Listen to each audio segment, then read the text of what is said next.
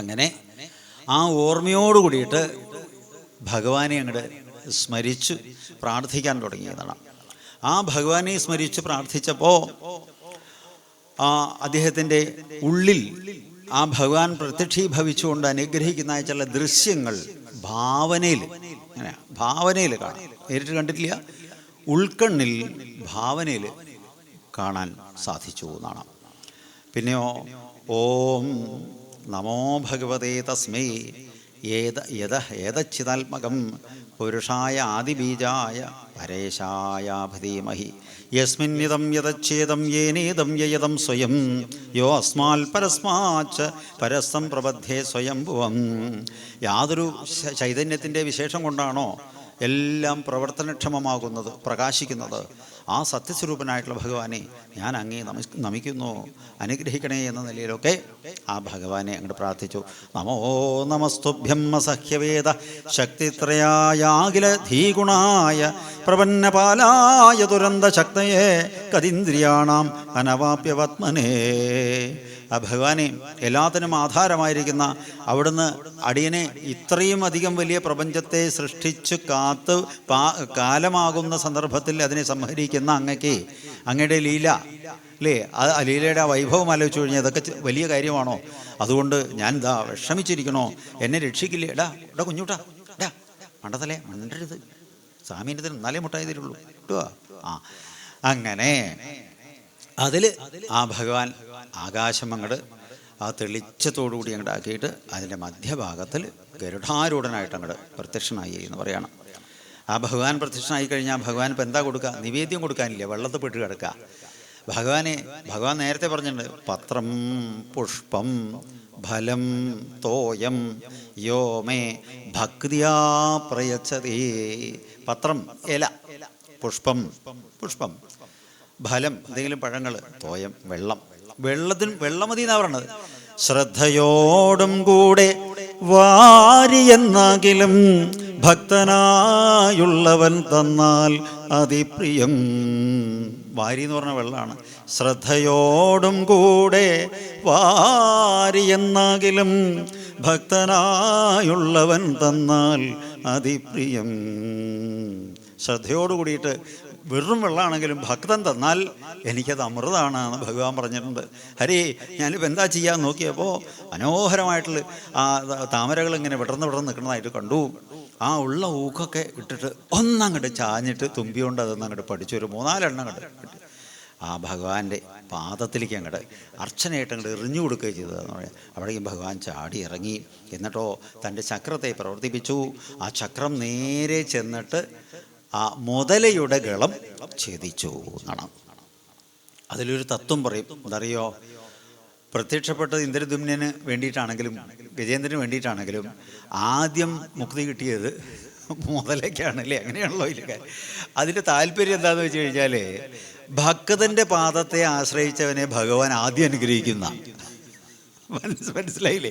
മഹാത്മാക്കളുടെ പാദത്തെ ആര് വീണ് നമസ്കരിക്കുന്നുവോ അവർക്ക് പെട്ടെന്ന് കാര്യസാധ്യം ഉണ്ടാവും എന്നാണ് അതിൻ്റെ വേറൊരു ഗൂഢമായിട്ടുള്ള തത്വാർത്ഥം. പിന്നീട് തമ്മിൽ പരിചയപ്പെട്ടു. ഭഗവാനെ സ്തുതിച്ചപ്പോൾ അദ്ദേഹം പറഞ്ഞു, പൂർവ്വജന്മത്തിൽ ഞാൻ ഹൂ എന്ന പേരുള്ളൊരു ഗന്ധർവനായിരുന്നു. സൗന്ദര്യാഭിമാനം കൊണ്ട് ഈ ആളുകളെ പരിഹസിക്കാൻ പാടില്ല. പരിഹസിക്കുന്നതിന് വലിയ സന്തോഷം കിട്ടിയാലും അത് അനുഭവിക്കുന്ന ആളുടെ വേദന ചെറുതാവില്ല അല്ലേ? അത് ചിലപ്പോൾ അതിൻ്റെ ശാപതരംഗങ്ങൾ. അങ്ങനെ 1-2 ഋഷിമാരെ വർത്തമാനം പറഞ്ഞങ്ങ് നടക്കണപ്പോൾ ഈ വിദ്വാൻ ഗന്ധർവനാണ്. അപ്പോൾ അറിയാലോ, സ്വരം ഗംഭീരമായിരിക്കും, സൗന്ദര്യം അപാരമായിട്ടുള്ള സൗന്ദര്യമായിരിക്കും. അപ്പോൾ ഒന്നിങ്ങനെ ആക്കി ചിരിച്ചതെന്ന് മാത്രമല്ല 1-2 കമൻസും കൂടി മുപരവാകാം. അത് കേട്ട സ്വാമിക്ക് അത്രയും കണ്ട് ഇഷ്ടമായില്ല. നമുക്ക് സൗന്ദര്യാഭിമാനം കൊണ്ട് എല്ലാവരെയും നീ ഒരു ഒന്ന് ആക്കി അത് അധികം കാലം നീ ഇതിൻ്റെ ഫലം അനുഭവിക്കണം, ഭയങ്കര രൂപിയായി തീരട്ടെ എന്നാണ്. അറയ്ക്കുകയും വെറുക്കുകയും ചെയ്യുന്ന ഒരു രൂപമാണ് മുതലേട്. കരുത്തുണ്ട്, പക്ഷേ അറയ്ക്കുകയും വെറുക്കുകയും ചെയ്യുന്ന രൂപമാണ്. പൂച്ചേനെ വളർത്തിയെന്ന് വരും, പട്ടീനെ വളർത്തിയെന്ന് വരും. ഇരിക്കട്ടെ 2 മുതല കുട്ടിയെ എന്ന് പറഞ്ഞാൽ ആരെങ്കിലും വീട്ടിൽ മുതലേനെ വളർത്താറുണ്ടോ? കാരണം അത് ആ രൂപം കണ്ടാൽ തന്നെ പേടിയാണ്. അതെ, അങ്ങനെ വെള്ളത്തിൽ കഴിഞ്ഞു കൂടാനിട വന്നു. അപ്പോൾ ആ മഹർഷിയുടെ മനസ്സൊന്ന് തണുക്കുന്നവരെ ഇരുന്നു. അതിന് ശേഷം സാഷ്ടാംഗം പ്രണമിച്ച് പറഞ്ഞു, അപരാധമാണ് ഞാൻ ചെയ്തതെന്ന് എനിക്ക് മനസ്സിലായി. എൻ്റെ ഭാവം മാറും, എനിക്കറിയാം, അങ്ങയുടെ ശാപം ഫലിക്കും. എത്ര കാലം ആളുകളുടെ ഈ വെറുപ്പും ഭയവും അനുഭവിച്ചുകൊണ്ട് ഞാനിങ്ങനെ വെള്ളത്തിൽ കഴിഞ്ഞുകൂടണം എന്ന് ചോദിച്ചപ്പോൾ അദ്ദേഹം 2-ാം മന്വന്തരത്തിൽ ഇന്ദ്രദ്യുമ്ന മഹാരാജാവ് ഗജേന്ദ്രനായിട്ട് രൂപം പ്രാപിച്ചു വരുമ്പോൾ അദ്ദേഹത്തിനെ കാത്തിരിക്കുക, അദ്ദേഹത്തിനെ പിടികൂടി കഴിഞ്ഞാൽ അദ്ദേഹത്തിൻ്റെ വിളിയിൽ ഭഗവാൻ വന്നിട്ട്, അപ്പോൾ നമുക്ക് 2 കാര്യമായി, ഭഗവാനെയും കാണാൻ സാധിക്കും, ഇന്ദ്രദ്യുമ്നനെ കാരണക്കാരനാവുമെന്ന് പറഞ്ഞു. അന്ന് മുതൽക്ക് ഈ സാഹചര്യങ്ങൾ പ്രതീക്ഷിച്ച് കാത്തിരിക്കുകയായിരുന്നു ഇദ്ദേഹം. അങ്ങനെ ആ ദിവസം സംജാതമായി എന്ന് പറഞ്ഞു. വലിയ സന്തോഷമായി, തിരിച്ചുപോയി. അപ്പോൾ ഈ പറയുന്ന കൂട്ടത്തിൽ എന്തറിയോ, മഹാത്മാക്കളുടെ അനുഗ്രഹമാണ് അവർ തരുന്നതായിട്ടുള്ള പ്രസാദങ്ങൾ. ആ പ്രസാദം എന്തായിക്കോട്ടെ, പ്രസാദം കിട്ടിക്കഴിഞ്ഞാൽ അതിനെ മാനിക്കണം, ആദരവോടുകൂടി അതിനെ സ്വീകരിക്കണം. ഇപ്പം ചില സ്ഥലത്തൊക്കെ പോയി കഴിഞ്ഞാൽ, പൂജാമുറി പോയി കഴിഞ്ഞാൽ, ഒരു സ്ഥലത്ത് പോയപ്പോൾ കണ്ടു നിറയെ കിടുകിടുന്നുള്ള ചുരുളുകൾ, ഇങ്ങനെ ഉണ്ടായിട്ടുള്ള ഇലച്ചുരുൾ ഇങ്ങനെ മടങ്ങി നിൽക്കുക. ഇതെന്താ അമ്മേ ഇത്? സ്വാമി, ഇത് മൂകാംബികയിലത്തെയാണ്, ഇത് ഞങ്ങളുടെ അവിടുത്തെ ഭഗവതിയുടെ, ഇത് പരിയാനംപറ്റയിലത്തെയാണ്, ഇത് ചെർപ്പളശ്ശേരി അയ്യപ്പൻകാവിലത്തെയാണ്. അങ്ങനെ ഓരോ സ്ഥലത്തെ പ്രസാദങ്ങളൊക്കെ വെച്ചിട്ട് അങ്ങനെ ചുരുണ്ടിങ്ങനെ ഉണങ്ങിയിട്ട് ഇങ്ങനെ അതാണ് കൊട്ടതേങ്ങ വാട്ടിയമാതിരി അങ്ങനെ ഇരിക്കുകയാണ്. അത് പാടില്ല. അതിൽ പൂവോ ചന്ദനമാണെന്ന് പറഞ്ഞു കഴിഞ്ഞാൽ അതിൽ വയ്ക്കുന്ന പുഷ്പങ്ങൾ, ഇപ്പോൾ തുളസിയോ തെച്ചിയോ ഒക്കെ ആണെങ്കിൽ അകത്തേക്ക് കഴിച്ചാലും കേടില്ല, നല്ല സാധനങ്ങളാണ്, ഔഷധ ഗുണമുള്ളതാണ്. അല്ലെങ്കിൽ ചൂടാം, വിരോധമില്ല. ചന്ദനമൊക്കെ ആണെങ്കിൽ നല്ല ചന്ദനമൊക്കെ ആണെങ്കിൽ ഒരു അളുക്കിലേക്ക് ഭംഗിയായിട്ട് മാറ്റി വയ്ക്കുക. അതല്ല വാങ്ങിയതൊക്കെ ഉണ്ടാക്കുന്നതായിട്ടുള്ള അരളി ഇങ്ങനെയൊക്കെയുള്ള സാധനങ്ങളാണെങ്കിൽ ഔഷധി ശക്തി അത്ര ഇതുള്ളതായിട്ട് പറയില്ല. അപ്പോൾ അതിനെ ഒരു കാഴ്ച പുഷ്പങ്ങളാണ് ചിലതൊക്കെ. അപ്പോൾ അതൊക്കെ പാടുകൂടി എന്ത് ചെയ്യാം, വല്ല തുളസി ചൂടിലോ തെങ്ങിൻ്റെ തടത്തിലോ തെച്ചിയുടെ ഇടയിലോ ഇനി കൂർക്കപ്പാത്രയുടെ ഇടയിലാലും കുഴപ്പമൊന്നുമില്ല, എവിടെയെങ്കിലും അതിനെ ഭംഗിയായിട്ട് ചവിട്ടി അനാദരിക്കാൻ ഇടയില്ലാതെ ഒരു വ്യവസ്ഥയോട് കൂടിയിട്ട് അതിനെ മാറ്റുക, മുറി ക്ലീനാക്കി വയ്ക്കുക. അത് പ്രധാനമാണ്. കാരണം എന്താ വെച്ചാൽ ഇപ്പോൾ അതേമാതിരി ചിലർ റിലേ തുഴയുന്ന ആൾക്കാരുണ്ട്. റിലേ ഇവിടെയും പോയി അപ്പുറത്ത് കൃഷ്ണൻ്റെ അടുത്തും പോയി കാളിൻ്റെ അടുത്തും പോയി അങ്ങനെ പോകും. അപ്പോൾ ഓരോ സ്ഥലത്തും കിട്ടിയ പ്രസാദങ്ങളൊക്കെ ബാഗിലോ അല്ലെങ്കിൽ മടിയിലൊക്കെ ആയിട്ട് വെച്ച് പോകും. അപ്പോൾ സത്യത്തിൽ അത് വലിയ അപരാധമാണ്. എന്തറിയോ, ഒരു സ്ഥലത്തു നിന്ന് കിട്ടിയ പ്രസാദം നിവേദ്യം എന്നത് അതിന് വേറൊരു നാലമ്പലത്തിനകത്തേക്ക് പോകുമ്പോൾ അവിടെ അശുദ്ധാവുന്നതാണ്. ഇപ്പോൾ ക്ഷേത്രത്തിൽ തന്നെ എന്തെങ്കിലും കിട്ടിക്കഴിഞ്ഞാൽ നമ്മൾ പുറത്ത് വെച്ചിട്ട് കഴിക്കേണ്ട സാധനമാണെങ്കിൽ പുറത്ത് വന്നിട്ടേ കഴിക്കാൻ പാടുള്ളൂ. അതിൻ്റെ ഉള്ളിൽ വെച്ചിട്ട് ഗർഭഗൃഹത്തിന് മുമ്പിൽ വെച്ച് കഴിക്കാൻ പാടില്ല. മലരായിക്കോട്ടെ എന്ത് സൈക്കോട്ടെ, ഇവിടെ വെച്ച് ക്രമമായിട്ടുണ്ടോ, പുറത്താണ് വെച്ചിരിക്കുന്നത്, അത് നന്നായി, അതൊരു രീതിയാണ്, അങ്ങനെ പാടുമെന്നാണ് പറയുക. അപ്പോൾ ഇതൊക്കെ കർമ്മവൈകല്യത്തെ ഉണ്ടാക്കുന്നതാണ്. ഇപ്പോൾ ചോദിച്ചു, സ്വാമി എന്തിനാ ഇപ്പോൾ ഈ പ്രസാദത്തെ പറ്റിയിട്ട് ഇങ്ങനെ വർണ്ണിക്കണേ? അതാ പറഞ്ഞതേ, പണ്ട് ഒരു വിദ്വാന് പ്രസാദം കിട്ടിയിട്ട് വേണ്ട രീതിയിൽ അതിനെ മാനിക്കാൻ സാധിക്കാത്തത് കൊണ്ട് സർവം നഷ്ടപ്പെട്ടിട്ട് ഗതികെടേണ്ടതായിട്ട് വന്നു എന്ന് പറയുകയാണ്. അപ്പോൾ ആർക്കാ അങ്ങനത്തെ അനുഭവം ഉണ്ടായി? അത് കേൾക്കാൻ താല്പര്യമുണ്ട് എന്ന് പറഞ്ഞപ്പോഴാണ് പറയണത്, പണ്ട് നന്ദനോദ്യാനത്തിൽ സ്വർഗസുന്ദരിമാരെ എല്ലാവരും ചേർന്നിട്ട് ഇങ്ങനെ സല്ലപിച്ച് കളിച്ചുകൊണ്ടിരിക്കുന്നതിൻ്റെ ഒരു വിടർന്നു നിൽക്കുന്ന പാരിജാത പുഷ്പങ്ങളും നല്ല വെള്ള ചെന്താമര വെള്ള ഇതുണ്ടല്ലോ, നന്ദിയാർവട്ടം, അങ്ങനെയൊക്കെയുള്ള ചില പുഷ്പങ്ങളുണ്ട്. ഇതൊക്കെ കണ്ടപ്പോൾ ഒരു കൗതുകം തോന്നി. ഓരോരുത്തർക്കും ഓരോന്നാണ് തോന്നുക. അപ്പോൾ എന്താ പറയുക, കോവിഡ് കാലമായതുകൊണ്ട് അങ്ങനെ. അതല്ലാന്ന് പറഞ്ഞു കഴിഞ്ഞാൽ ഇപ്പോൾ സപ്താഹത്തിന് വരുന്ന ആളുകൾ എല്ലാവരും സപ്താഹം പന്തലിലിരിക്കുമോ? ഇല്ല. ചിലർ മെല്ലെ അടുക്കളയിലേക്കൊന്നും അങ്ങനെ പോകും. എന്താണെന്നിപ്പോൾ കഷ്ണം അത്തന എവിടുന്ന ഞാൻ ഞാളാട്ടോ എന്നൊക്കെ പറഞ്ഞിട്ട് അത് നുറുക്കാനോ പിടിക്കാനോ കൂടും. അങ്ങനെയാണല്ലോ. ചിലർ വൃത്തികേടായി കിടക്കുന്ന ഡെസ്കോ ബെഞ്ചോ കണ്ടു കഴിഞ്ഞാൽ അതിനൊക്കെ ഒന്ന് ചിട്ടയാക്കി ഒന്ന് അങ്ങനെയാണ്. പാത്രം കഴുകാൻ എന്തെങ്കിലും കൂടും. ചില ആളുകൾ എന്താ ചെയ്യുക, കുറേ ആളുകൾ പൂവ് കൊടുത്തിട്ടുണ്ടെന്ന് പറഞ്ഞു കഴിഞ്ഞാൽ അതൊന്ന് കുറച്ച് തിരുമേനിയോടൊന്ന് കണ്ണുകാട്ടി ചോദിച്ചു വാങ്ങിയിട്ട് ഒരു കസേരയിട്ട് അതിനൊക്കെ അല്ലേ മാല കെട്ടുക. എങ്ങനത്തെ മാല? തുളസിക്കതിർന്നുള്ളിയെടുത്ത് കണ്ണനൊരു മാലയ്ക്കായി പൊട്ടാത്ത നൂലിൽ കെട്ടി എന്നെന്നും ചാർത്താം ഞാൻ. തുളസിക്കതിർന്നുള്ളിയെടുത്ത് കണ്ണനൊരു മാലയ്ക്കായി പൊട്ടാത്ത നൂലിൽ കെട്ടി എന്നെന്നും ചാർത്താം ഞാൻ. കാർവർണ്ണൻ തന്നുടെ മേനി കായാമ്പു പോവിരിച്ച് കാണുമ്പോൾ കണ്ണിനെന്തൊരു ആനന്ദം പരവേശം, ആനന്ദം പരവേശം. ഇങ്ങനെ മാല കോർക്കുക. ഓരോരുത്തർക്ക് അതാണ് ഇഷ്ടം. അപ്പോൾ ഇവിടെ ഇവർ അതിമനോഹരമായിട്ടുള്ളൊരു മാല ഉണ്ടാക്കി. അപ്പോൾ ഈ ഉണ്ടാക്കുന്ന ആളുകൾക്ക് അത് കൊടുക്കാനാണ് ഇഷ്ടം അല്ലേ? ഇപ്പോൾ വാര്യന്മാരോ അല്ലെങ്കിൽ ഇപ്പോൾ നമ്പീശനോ ഷാരടിയോ ഒക്കെ അമ്പലവാസികളായിട്ടുള്ള ആളുകൾ നന്നായിട്ട് മാലയൊക്കെ കെട്ടിയുണ്ടാക്കും. ഏതെങ്കിലും ഒരു വാര്യരോ ഷാരടിയോ ഉണ്ടമാല കഴുത്തിലിട്ട് നടക്കുന്നത് കണ്ടിട്ടുണ്ടോ? അത് കെട്ടിയിട്ട് ഭഗവാന് കൊടുക്കുകയാണല്ലോ പതിവ് അല്ലേ? അപ്പോൾ ഇതിങ്ങനെ കെട്ടിയുണ്ടാക്കിയപ്പോൾ ഇവർക്ക് തോന്നി ഇത് ആർക്കെങ്കിലും ഒന്ന് കൊടുക്കണം. അപ്പോൾ ആർക്കാ കൊടുക്കുക? സുനന്ദ എന്ന് പറഞ്ഞ അവൾ പറഞ്ഞു. അവൾ ശിവൻ്റെ ആളാണ്. മഹാദേവന് കൊടുക്കാം. അപ്പോൾ ലളിത അവൾ കൂട്ടുകാരി, അവൾക്ക് അത് പിടിച്ചില്ല. അവൾ പറഞ്ഞു അത് വേണ്ട, ശരിയാവില്ല. അതെന്താ? മൂപ്പര് അത് പൊട്ടിക്കുകയുള്ളൂ. എന്താ മൂപ്പരൊക്കെ മാല പൊട്ടിക്കണം സുഖമുണ്ടോ? അല്ലേ, 2 സെറ്റപ്പല്ലേ. ഇവിടെയും പൊട്ടിച്ചു കൊടുക്കും. പൊട്ടിച്ചതിൻ്റെ ചന്തം പോയി. അതേ അല്ലേ? എന്നാ പിന്നെ വേണ്ട, എന്നാ നാരായണന് കൊടുത്താലോ? അസലേ, എന്നാ പിന്നെ ഇങ്ങേരാ വേദേ. അതെന്താ മൂപ്പർക്കുണ്ട്. മുരുകനോ? അത് പരസ്യയിലെ കുട്ടി, അപ്പുറത്തും ഇപ്പുറത്തും വള്ളിയും ദൈവാനി. അമ്മേ, ഈ ദേവന്മാരൊക്കെ എന്താ അപ്പം അങ്ങനെ? എന്നാൽ വല്ല സ്വാമിമാർക്ക് കൊടുത്താൽ അങ്ങനെ തോന്നൽ വന്നു. പാവം. അങ്ങനെ പറഞ്ഞപ്പോഴത്തേക്കാണ് ഹരഹര ശങ്കര ശിവ ശിവശങ്കര എന്നും പറഞ്ഞിട്ട് വരികയാണ് ആര്? ദുർവാസാമുനി. അദ്ദേഹത്തിനെ കണ്ടപ്പോൾ ചൂടനാണ് കേട്ടോ, പക്ഷെ നല്ല സത്യകനാണ്, ശാന്തനാണ്. വേറൊരു ഭാവം അദ്ദേഹത്തിൻ്റെ, വലിയ ശാന്തതയും അനുഗ്രഹ കാതരനായിട്ടുള്ള വ്യക്തിയാണ്. സാഷ്ടാംഗം വീണ്, സ്വാമിജി ഞങ്ങളുടെ ഈ ഒരു ഹാരം സ്നേഹപൂർവ്വം അങ്ങ് സ്വീകരിച്ചാൽ ഞങ്ങൾക്കൊരു സന്തോഷമാവും എല്ലാവരും കൂടി. അപ്പോൾ അദ്ദേഹം അവിടെ നിന്നു കൊടുത്തു, കഴുത്തിലിടാൻ അങ്ങോട്ട് നിന്നു കൊടുത്തു. അവരത് കഴുത്തിലിട്ട് കൊടുത്തു. സന്തോഷമായി. അതെങ്ങനെ അറിയോ? കൊടുക്കുന്ന സാധനത്തിൻ്റെ മൂല്യമല്ല പ്രധാനം, കൊടുക്കുന്ന ആളുടെ ഭാവമാണ് പ്രധാനം. ശരിയല്ലേ? ഇപ്പോൾ മഹാത്മജിക്ക് ഒരു 7ാം ക്ലാസ് പഠിക്കുന്ന ഒരു കുട്ടി ഒരു സമ്മാനം കൊടുത്തു. എന്താ സമ്മാനം അറിയോ? ഒരു കടലാസ് പെൻസിൽ. അതിൻ്റെ 2 സൈഡും ചെത്തിയിട്ട് ആട്ടുംകാട്ടന്മാർ ഇത്രയേ ഉള്ളൂ. പക്ഷേ പുള്ളിയത് 6-7 വർഷം സൂക്ഷിച്ചു എന്നാണ് പറഞ്ഞത്. ഒരു ദിവസം എലിയേറ്റ് അത് എടുത്തു കൊണ്ടുപോയി. സങ്കടമായി. 3-4 ദിവസം ഊണ് കഴിച്ചില്ല എന്നാണ് പറയുക. ആ സങ്കടം കൊണ്ട്. പെൻസിൽ വാങ്ങാൻ ഗതിയില്ലാണ്ടാണോ?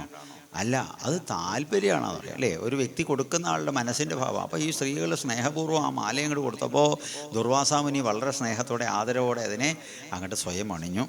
അദ്ദേഹം അങ്ങനെ നടന്നു പോവുകയാണ് ശിഷ്യന്മാരുമായിട്ട്. അപ്പോഴാണ് നന്ദനോദ്യാനത്തിൻ്റെ വേറൊരു കോണിൽ ഇന്ദ്രൻ, രംഭ, ഉർവശി, തിലോത്തമാമേടം ഇവരൊക്കെ പാട് കൂടിയിട്ട് നിർത്തിയെങ്കിൽ എന്താണ്? ചകരപന്തലിൽ. അങ്ങനെ. അപ്പോൾ സ്വാമിയുടെ ശബ്ദം കേട്ടപ്പോൾ, ഹരഹര ശങ്കര എന്നുള്ള നാമം കേട്ടപ്പോൾ അദ്ദേഹം വേഗം ചാടി പിടിച്ചെണീച്ചു, വസ്ത്രമൊക്കെ ശരിയാക്കി നോക്കി. സ്വാമിജി ഹരി ഓം. സ്വാമിജി നമസ്തേ. നമസ്തേ ഇന്ദ്രൻ. എന്താ ഇവിടെ? ഞാൻ ഇവിടെ ഇങ്ങനെ കുട്ടികളൊക്കെ ആയിട്ട് ഇങ്ങനെ കുറച്ച് നേരം ഇങ്ങനെ ശരി നടക്കട്ടെ. സ്വാമിജി ഇപ്പോൾ കുറേയല്ലോ സ്വാമിജിയെ കണ്ടിട്ട്. അതെ, ശരിയാണ് ഇന്ദ്ര, കണ്ടപ്പോൾ കണ്ടതാ. അതെന്നെ കണ്ടപ്പോൾ കണ്ടതാ എന്ന് പറഞ്ഞാലും ഇദ്ദേഹത്തിൻ്റെ നോട്ടം മുഴുവൻ എവിടേക്കാ? മാലയിലേക്കാണ്. കാരണം ഒരു വ്യക്തിക്ക് മനസ്സ് ഏതിൽ ആകർഷമാണോ അവിടേക്ക് നോട്ടം പോകും അല്ലേ? ശരിയല്ലേ? ഇപ്പോൾ നല്ലൊരു സാരിയോ അല്ലെങ്കിൽ നല്ല ചുടിദാറോ അങ്ങനെ എന്തെങ്കിലും ഒരു വസ്ത്രം ഇട്ടിട്ട് പുതിയൊരു വെറൈറ്റി ഡ്രസ്സ് ഇട്ടിട്ട് വന്നു കഴിഞ്ഞാൽ അതിനോട് ഭ്രമമുള്ള ആളുകളുടെ നോട്ടമൊക്കെ കുറച്ച് കഴിഞ്ഞാൽ ഒന്ന് തൊട്ട് നോക്കി എവിടുന്നാട്ടത്? അതെ, കന്യക എന്നാ. അതെ അല്ലേ, വെറൈറ്റി സാധനങ്ങളുണ്ടല്ലേ? അവരുടെ താല്പര്യം അങ്ങനെയാണ്. മോതിരോ കാര്യങ്ങളോ താല്പര്യപ്പെടുന്ന ആളാണെങ്കിൽ ഈ കല്ല് എന്ത് കല്ല? ചിലർക്ക് അങ്ങനെ താല്പര്യം. ഇങ്ങനെ ഇദ്ദേഹത്തിനെ എങ്ങനെ നോക്കുന്നുവെങ്കിലും വർത്തമാനം പറയുന്നുവെങ്കിലും ദൃഷ്ടി മുഴുവൻ ഈ ഹാരത്തിലേക്കാണ് എന്ന് മനസ്സിലായിട്ടുള്ള ദുർവാസാവ് പറഞ്ഞു, ഇന്ദ്ര തനിക്ക് താല്പര്യമുണ്ടോ? ഇത് വെച്ചോളൂ. ഊരി നേരെ ഇന്ദ്രനോട് കൊടുത്തു എന്നാണ്. മഹാത്മാക്കൾക്ക് ഒന്നിനോട് മമതി ഉണ്ടാവില്ല. കാരണം മറ്റേ ആളൊരു സ്നേഹത്തോടു കൂടി തന്നത് സ്വീകരിച്ചു, അത്രയേ ഉള്ളൂ. വേറെ ആളത് കൊതിക്കുന്നു എന്ന് പറഞ്ഞാൽ കൊടുത്തു, അത്രയും. അറ്റാച്ച്മെൻ്റ് ഇല്ല, ഒന്നിനോടും ഭ്രമമില്ല അവർക്ക്. ഏതായാലും ഇന്ദ്രൻ അത് വാങ്ങിയെന്നല്ല, അതിനെ ഉടനെ അത് അനുഭവിക്കുകയല്ല ചെയ്തത്. തൻ്റെ ഹസ്തിയുടെ മസ്തകത്തിൽ വെച്ചു, ആനയുടെ മസ്തകത്തിൽ വെച്ചു. പക്ഷേ ഒരു പ്രശ്നം ഇതിലുണ്ടായി. എന്തറിയോ? നല്ല ഫ്രഷായിട്ടുള്ള പൂക്കളായതുകൊണ്ട് ഇതിൽ തേൻ പോയിട്ടില്ല. അത് നുകരാനും മറ്റുമൊക്കെ ആയിട്ട് വണ്ടുകൾ ഇങ്ങനെ ഇതിനെ ചുറ്റിപ്പറ്റി വന്നു. ഈ ആനയ്ക്ക് വണ്ടിൻ്റെ മുകളിൽ വലിയ ഇറിറ്റേഷനാണ്. നമ്മളെ മാതിരിയല്ല, നമുക്കിഷ്ടമാണ് അല്ലേ? വണ്ടൊക്കെ വന്ന് തലയെ കൂടെ അങ്ങനെ ചുറ്റി ഇഷ്ടാവുമോ? ആർക്കും ഇഷ്ടമില്ല. ഇതിങ്ങനെ വന്നിങ്ങനെ മുകളിട്ട് കണ്ടപ്പോൾ ആന അങ്ങോട്ട് തലയങ്ങോട്ട് കുടഞ്ഞു. തലയെ കുടഞ്ഞപ്പോൾ വണ്ട് വീണ്ടും ആ പൂമാലയെ ചുറ്റി നിൽക്കും. ഈ വണ്ടിനെ ചവിട്ടാൻ വേണ്ടിയിട്ടാണ് പാവം ആ മാല അങ്ങോട്ട് ചവിട്ടി അരച്ചു. ഈ മാല കൊടുത്തിട്ട് പോയ സ്വാമി ഒരു 4-5 അടി നടന്നതിന് ശേഷം ഒന്ന് തിരിഞ്ഞു നോക്കിയപ്പോൾ കണ്ട കാഴ്ച എന്താണ്? താൻ കൊടുത്ത ഹാരത്തെ അവമാനിക്കുന്നതായിട്ട് കണ്ടു. അത് അദ്ദേഹത്തിന് വലിയൊരു വിഷമായി. ഇപ്പോൾ നമ്മൾ എന്താ പറയുക, ഹൗസ് വാമിംഗ് ഒക്കെ ഉണ്ട്, വീട് കുടിയിരിപ്പൊക്കെ ഉണ്ടെന്ന് പറഞ്ഞു കഴിഞ്ഞാൽ ചിലപ്പോൾ ചിലർ വയ്ക്കും സാന്നിധ്യം തന്നെ സമ്മാനം എന്നൊക്കെ പറയും. എന്നാലും എങ്ങനെ വെറുതെ പോവുക എന്നും പറഞ്ഞിട്ട് എന്തെങ്കിലും ഒരു സാധനം കൊണ്ടുപോകും അല്ലേ. പക്ഷെ അധികം ആളുകളുടെ ക്ലോക്കൊക്കെയാണ് കൊണ്ടുപോവുക പാവം. അവർ ഈ കൊണ്ടുപോയ സാധനത്തിൽ ഇങ്ങനെ പിടിച്ചിട്ട് ക്ലോക്കാണ്, സ്റ്റോർ റൂമിൽ നിറയെ ക്ലോക്കാന്ന് പറഞ്ഞു കഴിഞ്ഞാൽ കൊടുത്ത ആളുടെ മനസ്സിന് എത്ര വിഷമമുണ്ടാവും ആലോചിച്ച് നോക്കൂ. അതേസമയം 12 സൂചി ഉണ്ടല്ലേ, നന്നായി കേട്ടോ എന്ന് പറഞ്ഞാൽ സന്തോഷമായി. ഇത്രയേ ഉള്ളൂ, ഒന്ന് മാനിക്കുക. പക്ഷെ ഇവിടെ മാനിക്കുകയല്ല ചെയ്തത്, അപമാനിക്കുകയാണ്. അതിൽ അദ്ദേഹത്തിന് അങ്ങോട്ട് ക്രോധം വന്നു. അപ്പോൾ താൻ കൊടുത്തൊരു സാധനത്തിനെ ഇത്രയും വിലയില്ലാതെ കണ്ട് പെരുമാറി അതിന് ആനയെ കൊണ്ട് ചവിട്ടി അരപ്പിച്ചുവെങ്കിൽ അത് സത്യത്തിൽ അത് തന്നെ ചവിട്ടി തേച്ച മാതിരിയാ. ക്രുദ്ധനായിട്ടുള്ള ദുർവാസാവ് പറഞ്ഞു, സൗന്ദര്യാഭിമാനം കൊണ്ടും വലിയൊരു കേമനാണെന്നുള്ളൊരു അഹങ്കാരം കൊണ്ടാണ് നീ ഈ പണി ചെയ്തത്. അതുകൊണ്ട് നിന്റെ സർവ്വ സൗന്ദര്യവും വിഭൂതികളും നശിച്ചു പോകാൻ ഇടവരട്ടെ. നീയും നിന്റെ കൂട്ടക്കാരും ജരാനരകളാൽ ബാധിതരായി തീരട്ടെ. നിനക്ക് സ്വർഗഭ്രംശം സംഭവിക്കട്ടെ. പോയി, സ്ഥാനവും പോയി, ഉണ്ടാക്കിയ ആ വിഭൂതികളും പോയി, ജരാനരകൾ ബാധിക്കുകയും ചെയ്താൽ പിന്നെന്താ? വിഷമായി, ആകെ പ്രയാസപ്പെട്ടു. വല്ലാത്തൊരവസ്ഥയായി. ഗുരുനാഥനെ വിളിച്ച് കരഞ്ഞു. ഗുരുനാഥൻ പറഞ്ഞു, ഞാൻ വിചാരിച്ചിട്ട് രക്ഷയില്ല. ബ്രഹ്മദേവനെ ഒന്ന് കണ്ട് അദ്ദേഹത്തിനോട് പറയൂ. നേരെ ചെന്നു ബ്രഹ്മാവിൻ്റെ അടുത്തേക്ക് പോയി. വലിയ ജരാനരകൾ ബാധിച്ചു. രംഭേനെയൊക്കെ കണ്ടു കഴിഞ്ഞാൽ നീരിട്ടിൽ ഈ സൈഡിലത്തെ ചാലിൻ്റെ കുണ്ടുമാരി അമ്മനെ കവിളൊക്കെ കൊട്ടിയിട്ട് ആ ഒരു കോലത്തിലായി. ഇന്ദ്രനൊക്കെ ഭഗവാനെ കയറത്തുണി പിഴിഞ്ഞ കോലത്തിലായി. ഇന്ദ്രൻ വടിയൊക്കെ കുത്തിയിട്ട് അങ്ങനെ നടന്നിട്ട് ബ്രഹ്മാവിൻ്റെ അടുത്തേക്ക് ഇങ്ങനെ പോവുക. പടിക്കെട്ട് ഇങ്ങനെ കയറുമ്പോൾ പറഞ്ഞു, കാരണവരെ നോക്കി കയറൂ. ഞാൻ കാരണവരല്ല, ഇന്ദ്രനാ. ആളിനെ കണ്ടിട്ട് അറിയില്ലേ, അത്ര മഹാമോശമായിരിക്കണ കോലെന്ന് പറയാണ്. എന്തു പറ്റി എന്ന് ചോദിച്ചു. പറ്റിയ കാര്യങ്ങളൊക്കെ പറഞ്ഞു. അദ്ദേഹം രുദ്രാംശമാണ്. ദുർവാസാവ് മഹാദേവൻ്റെ അംശമാണ്. മഹാദേവനെ കണ്ട് അതിനൊരു പരിഹാരത്തിന് വേണ്ടി പരിശ്രമിച്ചോളൂ. എല്ലാവരും നേരെ കൈലാസപതിയായിട്ടുള്ള മഹാദേവനെ കാണാനായിട്ട് ചെന്നു. ഭഗവാൻ പറഞ്ഞു, ഞാൻ വിചാരിച്ചാൽ രക്ഷയില്ല. രക്ഷ എന്ന് പറഞ്ഞാൽ എനിക്ക് തോന്നണത് ഇപ്പോൾ പാൽക്കടലിൽ പോയിട്ട് ഇതൊക്കെ മറയട്ടെ എന്നല്ലേ ഇപ്പോൾ അദ്ദേഹത്തിൻ്റെ ശാപം ഉണ്ടായത്. അങ്ങനെയാണെങ്കിൽ പാൽക്കടൽ കടഞ്ഞെടുക്കുക, അല്ലാതെ ഇപ്പോൾ വേറെ ഇപ്പം എന്തായാലും വഴി. ഭഗവാൻ എങ്ങനെ വാക്കുകൊണ്ട് കുത്തി കൊല്ലരുത് കേട്ടോ. കാരണം തന്നെ നടക്കാൻ തന്നെ വയ്യ ഞങ്ങൾക്ക്. എങ്ങനെ ഇപ്പോൾ ഈ പാൽക്കടൽ കടയുക? ഒരു കാര്യം ചെയ്യാം, നമുക്കെന്നാലേ മഹാവിഷ്ണു ഇന്ന് കാണാം. അദ്ദേഹം എന്തെങ്കിലും ഒരു സൂത്രം പറയാതിരിക്കില്ല. പോവാ, ഞാനും വരാം. അദ്ദേഹം കൂടി ഇവരൊപ്പം കൂടി നേരെ വൈകുണ്ഠനാഥനെ കണ്ടു. വൈകുണ്ഠനാഥനെ പോയി ഒന്ന് ആസ്വദിച്ചു. വനമാലി രാധാരമണ ഗിരിധാരി ഗോവിന്ദ, വനമാലി രാധാരമണ ഗിരിധാരി ഗോവിന്ദ, നീലമേഘസുന്ദര നാരായണ ഗോവിന്ദ, വനമാലി രാധാരമണ ഗിരിധാരി ഗോവിന്ദ. എന്താ അപ്പോൾ എല്ലാവരും കൂടിയിട്ട് ചെറിയൊരു കുടുക്കിൽ പെട്ട് കിടക്കുക. അപ്പോൾ ഇവരൊക്കെ ആരാ? ഭഗവാനെ ഞാൻ പരിചയപ്പെടുത്താം, ഞാൻ ഇന്ദ്രനാണ്. എന്തു പറ്റി? പറ്റിയതൊന്നും പറയേണ്ട, കാര്യങ്ങളൊക്കെ പറഞ്ഞു. അപ്പോൾ ഭഗവാൻ ഒരു സൂത്രം പറഞ്ഞു. അതേ, നിങ്ങൾക്ക് യുക്തി ഉണ്ടല്ലോ, ബുദ്ധിയുണ്ട്, യുക്തിയുണ്ട്, ശക്തിയില്ല. അതല്ലേ ഇപ്പോൾ പ്രശ്നം. അസുരന്മാർക്ക് ബുദ്ധിയും യുക്തിയും കുറവാണ്, പക്ഷെ ശക്തിയുണ്ട്. അപ്പം നിങ്ങളുടെ ബുദ്ധിയും മറ്റേവരുടെ ശക്തിയും അങ്ങനെയാണ്. കാര്യസാധ്യത്തിന് നമ്മൾ ശത്രുക്കളെ പോലും ആശ്രയിക്കണം എന്നാണ് പറയുക. കാര്യം നേടാൻ ആരെയും കൂട്ടുപിടിക്കാതെ നയമാണ്. അതൊരു അടവ് നയം എന്നാണ്, തന്ത്രമാണ്. അദ്ദേഹം അത് ഉറപ്പിക്കാനായിട്ടൊരു ഉദാഹരണം പറഞ്ഞു. പണ്ട് ഒരു വലിയ തറവാട്ട് വീട്ടിലൊരു മുത്തശ്ശിയുടെ 84ാം പിറന്നാളാണ്. മക്കള് പേരക്കുട്ടികൾ ഒക്കെ ആയിട്ട് ലോകത്തിൻ്റെ നാനാഭാഗത്തുണ്ട് കേട്ടോ. അവരൊക്കെ ഈ അമ്മയുടെ 84ാം പിറന്നാൾ കൂടാൻ വേണ്ടി വരികയാണ്. ബോംബെയിൽ കുറച്ച് ടീമുകൾ ഇരിക്കുന്നുണ്ട്. അവിടെ രത്നവേൽ അങ്ങനെ ഒരു ഭാഗമാണ്. അവിടെ നല്ല മാങ്ങ കിട്ടും. മാങ്ങ രത്നഗിരി മാങ്ങ. മംഗലാപുരത്തും കുറേ വിഭവങ്ങളുണ്ട്. വണ്ടി കുറച്ച് നേരം കോഴിക്കോട് നിർത്തും ട്രെയിനിൽ വരുമ്പോഴേ. അപ്പോൾ കോഴിക്കോട് അലുവ കനം കുറഞ്ഞ ചിപ്സ് അവിടുത്തെ പ്രധാനമാണ്. അങ്ങനെ അവിടുന്ന് വരുന്ന ആളുകൾ ആ ഐറ്റങ്ങൾ കൊടുന്നു. തമിഴ്നാട്ടിൽ നിന്ന് വരുന്ന ആളുകൾ അവിടുന്ന് കുറേ പുഷ്പങ്ങളും കാര്യങ്ങളും അങ്ങനെയൊക്കെയുള്ള സ്വീറ്റ്സൊക്കെ, നല്ല മൈസൂർ പാക്ക് കാര്യങ്ങളൊക്കെ, ശ്രീകൃഷ്ണ സ്വീറ്റ്സ് നല്ല സാധനങ്ങളാണ്. ഒരാൾ പാറ എലപ്പുള്ളിയിൽ ഇറങ്ങിയിട്ട് കുറച്ച് ഉള്ളിലേക്ക് പോയ അവിടെ ഗ്രാമമുണ്ട്. അവിടെ രാമശ്ശേരി ഇഡ്ഡലി കിട്ടും, ഗംഭീരം. അവിടെ രാമശ്ശേരി ഇഡ്ഡലി മണ്ണിൻ്റെ ചട്ടിയിൽ ഉണ്ടാകണം. കുറേ ആളുകൾ അങ്ങനെ ഓരോരുത്തരും ഓരോ ഐറ്റങ്ങൾ പന ഇളനീര് മുതൽ കൊണ്ടുള്ള വിഭവങ്ങളായിട്ട് വന്നു എന്ന് പറയുകയാണ്. മുത്തശ്ശി ഇതൊക്കെ സന്തോഷമായി. മക്കളെയും പേരക്കുട്ടികളൊക്കെ ഒന്നിച്ച് കാണാൻ കിട്ടുന്ന ഒരു അവസരമാണ്. ഒക്കെ 10 ദിവസം കഴിഞ്ഞിട്ടേ പോകാൻ പാടുള്ളൂ കിട്ടുമോ എന്നൊക്കെ പറഞ്ഞു. ഞങ്ങൾ 1 മാസം കഴിഞ്ഞേ പോകുള്ളൂ എന്ന് പറഞ്ഞു. സന്തോഷമായി. അപ്പോൾ നല്ല നല്ല വിഭവങ്ങൾ കിട്ടിക്കഴിഞ്ഞാൽ ഈ പഴയ അമ്മമാർക്കൊരു സ്വഭാവമുണ്ട്. എന്താണ്? കുറച്ച് പാത്ത് വയ്ക്കുന്ന സ്വഭാവമുണ്ട് അല്ലേ? തട്ടിൻ്റെ മുകളിൽ കൊണ്ടുപോയിട്ട് കുറച്ച് മാറ്റി വയ്ക്കും. അപ്പോൾ ഈ അമ്മ ഈ മാങ്ങയും ഈ മധുരപലഹാരമൊക്കെ പാടോടി തട്ടിൻ്റെ മുകളിലേക്ക് കൊണ്ടുപോയിട്ട് ഒരു പെട്ടിയിൽ, മരപ്പെട്ടിയിൽ ഇട്ട് വെച്ചു. അപ്പോഴേക്കും ആരോ മുത്തശ്ശി എന്ന് പറഞ്ഞു, ഇതാ വരണോന്ന് പറഞ്ഞിട്ട് മുത്തശ്ശി നേരെ പോവുകയും ചെയ്തു.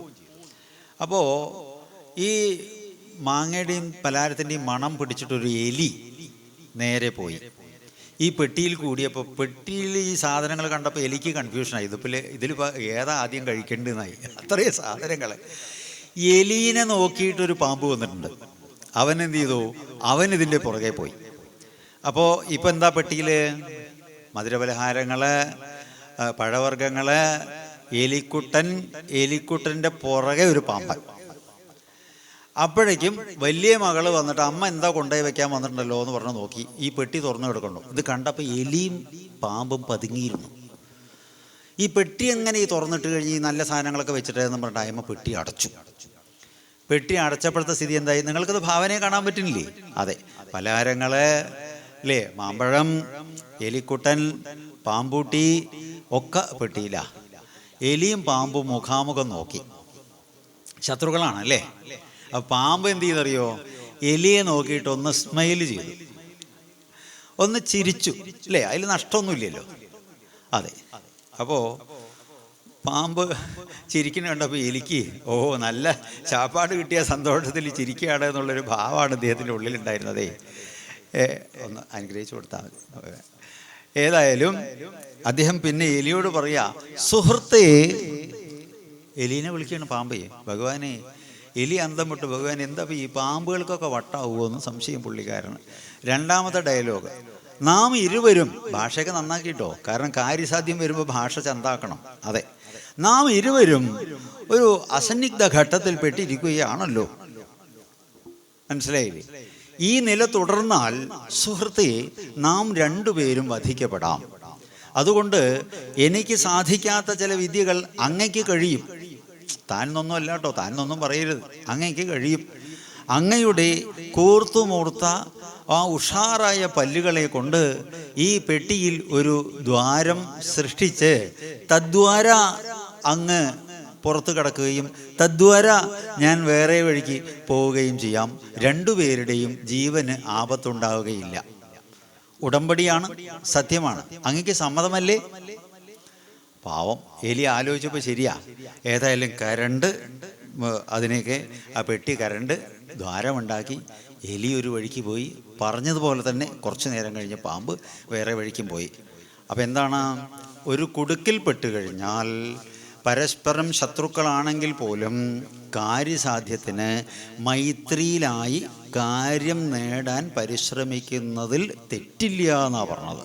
അപ്പോൾ ഒരു കാര്യം ചെയ്യാം, അസുരന്മാർ സ്വതവേ ചേരാത്ത ആളുകളാണെങ്കിലും അവരെ കണ്ടിട്ട് ഒരു ഉടമ്പടി ഉണ്ടാക്കിയിട്ട് രണ്ടു കൂട്ടരും കൂടി അവരുടെ ശക്തിയും നിങ്ങളുടെ യുക്തിയും കൂടി കൂടിയിട്ട് പാൽക്കടൽ കടഞ്ഞിട്ട് നമുക്ക് കാര്യം നേടാൻ പരിശ്രമിക്കുക എന്ന് പറഞ്ഞു.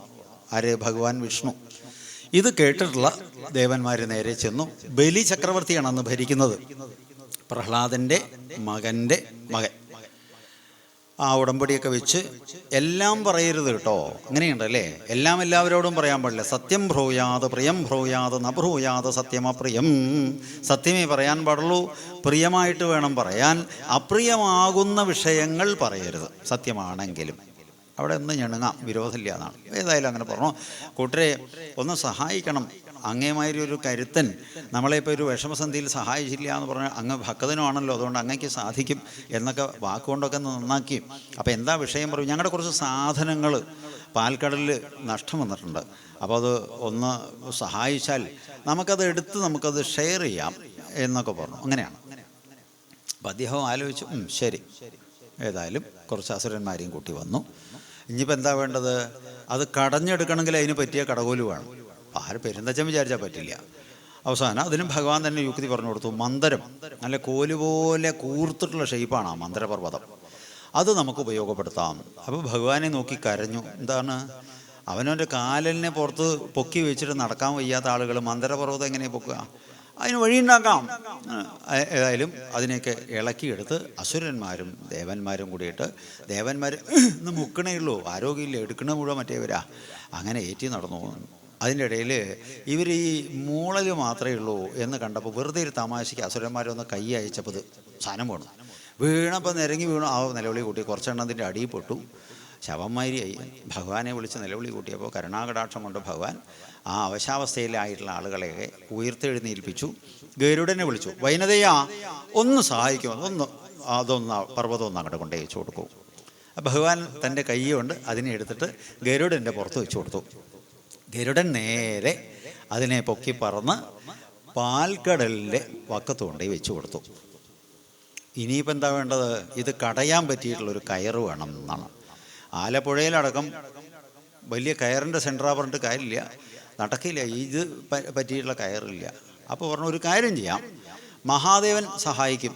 അതെങ്ങനെ മഹാദേവൻ? അദ്ദേഹത്തിൻ്റെ മറ്റേ വാസുകി വിചാരിച്ചാൽ മതിയല്ലോ. അത് പറ്റും കേട്ടോ. എന്നാൽ വാസുകി ഒന്ന് കൊണ്ടുവരാൻ നോക്കുക.